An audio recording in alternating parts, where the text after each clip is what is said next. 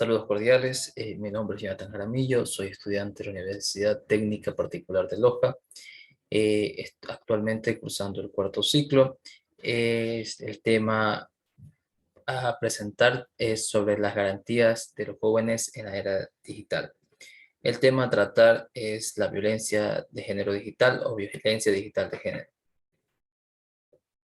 Pues para referirnos a este tema, pues podemos referirnos que nuestro país, con relación al carácter constitucional, prohíbe todo tipo de violencia de género.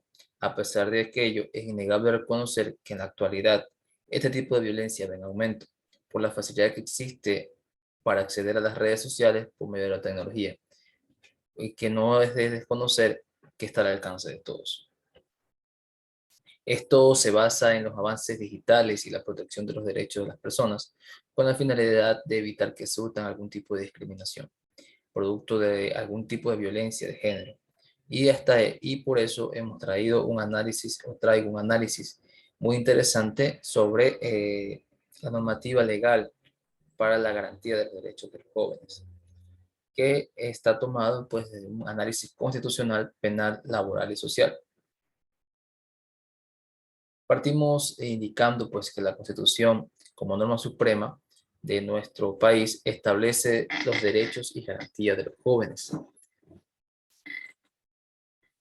Es así pues que en la Constitución de la República del 2008, en el artículo 39, dice que el Estado garantizará el derecho de los jóvenes.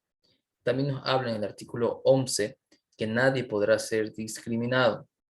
A esto también hay que incluir dentro de las garantías que el Estado garantiza o debe garantizar una vida libre de violencia en el ámbito público y privado.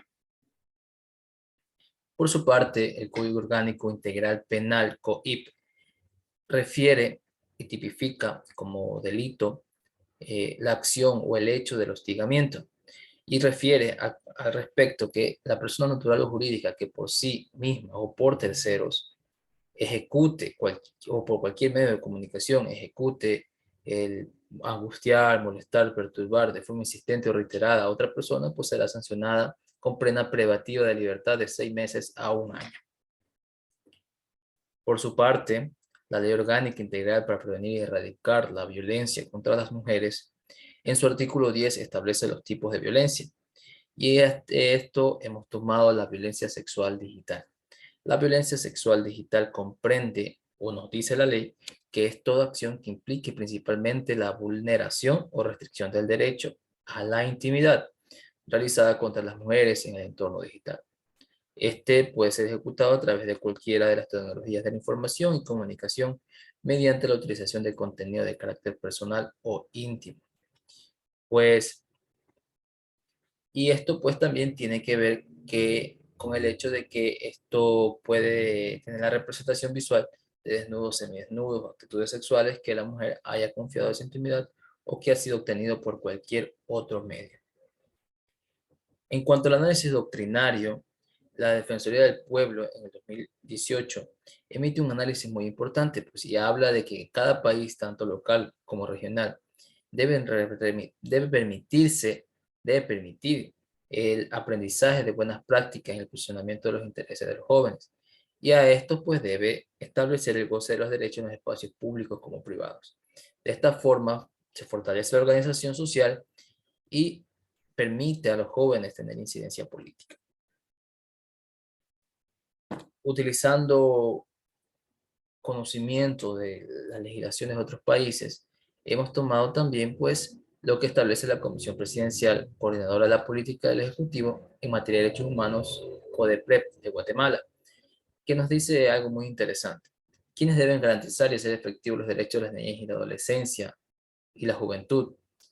Pues en su estudio relata que el Estado como medio debe tomar acciones concretas tendientes a mejorar las condiciones de vida del núcleo familiar.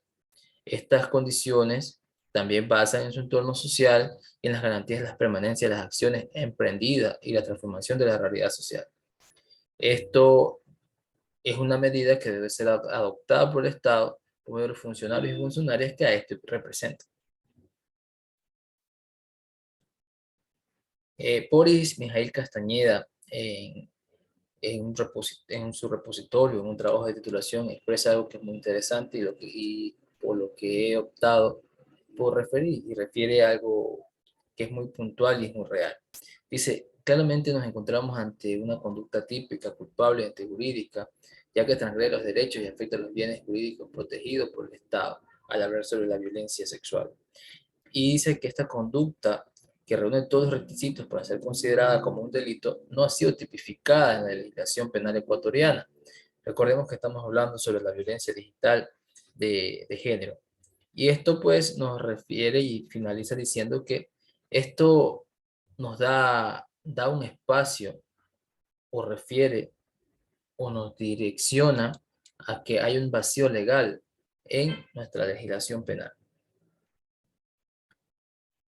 Carlos Alberto Montalvo nos refiere de que como actos de hostigamientos se produce un breve paso de tiempo y aún así este tipo de actos pues llevan a la víctima a un estado de humillación constante al saber que la información publicada está en el internet y que no existe forma de evitar que personas accedan a ella, lo que puede acarrear en la vulnerabilidad psicológica para estas personas. Entonces, vemos que en materia constitucional, en materia penal, en materia social y laboral, tenemos aspectos o diferenciaciones o situaciones esenciales sobre la violencia digital de género. En materia constitucional, pues al reconocer pues, que las personas no deben ser discriminadas y asimismo establece los mecanismos para que sus derechos sean garantizados. En materia penal, se reconoce de los delitos digitales, entre ellos, como ya mencionamos, al hostigamiento, pero en torno a la violencia digital de género hay mucho por hacer ya que no se encuentra tipificado en nuestra legislación penal actual.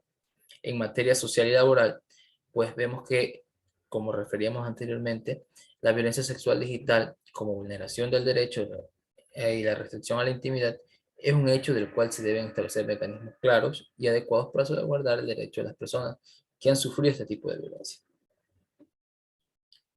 Pues como conclusiones llevamos a entender que con la finalidad de que se pueda acceder a herramientas digitales y el alcance obtenido que se tiene hacia este, es necesario mejorar eh, poco a poco las formas en las que se toma decisiones respecto al tema.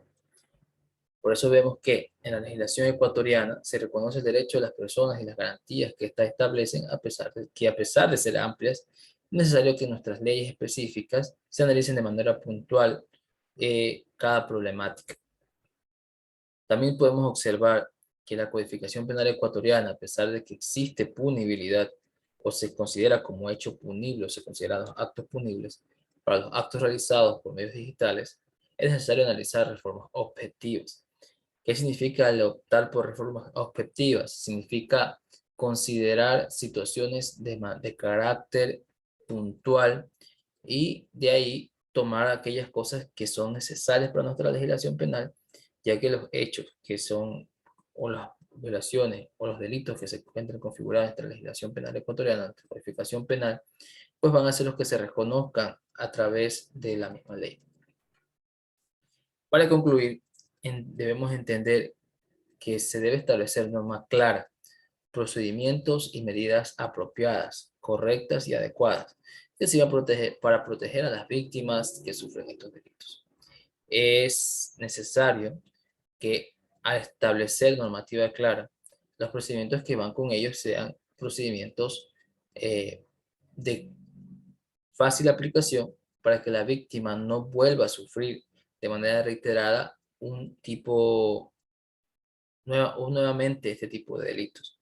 Esto significa que al buscar ayuda o buscar darle un tratamiento integral a la víctima pueda recuperar prontamente pues el daño que ha sufrido. Esto significa, y esto daría paso a que el Estado, como Estado garante de los derechos de los jóvenes y de las personas, pues al adoptar por estas medidas está avanzando en la legislación en cuanto a las reformas digitales que nuestra legislación requiere. Pues recordando pues que cada día la violencia de carácter digital va en aumento por el alcance que ha tenido por el alcance que tienen las herramientas digitales y el entorno pues, en el cual nos encontramos. Eso es todo de mi parte. Agradezco a usted por la atención brindada.